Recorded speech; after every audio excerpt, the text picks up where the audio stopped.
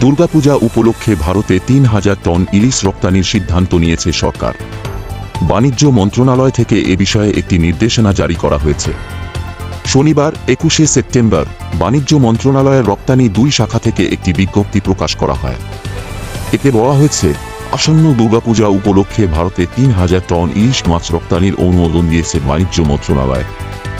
রপ্তানিকারকদের আবেদনের বিপরীতে নির্ধারিত শর্তাবলী পূরণ সাপেক্ষে ইলিশ রপ্তানির অনুমোদন দেওয়া হল। সংশ্লিষ্ট আবেদনকারীকে প্রয়োজনীয় কাগজপত্র সহ আগামী ২৪ সেপ্টেম্বর ২০২৪ তারিখ দুপুর ১২টার মধ্যে বাণিজ্য মন্ত্রণালয় বরাবর উপশিব রপ্তানি ২ শাখা, কক্ষ নং ১২৭, ভবন নং ৩, বাণিজ্য মন্ত্রণালয়, বাংলাদেশ সচিবালয় আবেদন করতে বলা হয়েছে। যারা ইতোমধ্যে আবেদন করেছেন তাদের নতুন করে আবেদনের প্রয়োজন নেই বলে জানানো হয়েছে।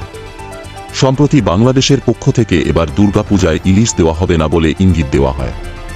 এমন অবস্থায় ভারতের পক্ষ থেকে ইলিশ পাঠানোর আবদার করে বাংলাদেশের কাছে চিঠি পাঠানো হয়েছে বলে ভারতীয় পত্রপত্রিকা জানিয়েছে। এক খবরে হিন্দুস্তান টাইমস বলেছে, গত ৫ বছর ধরে ইলিশ আমদানি হয়েছে বাংলাদেশ থেকে।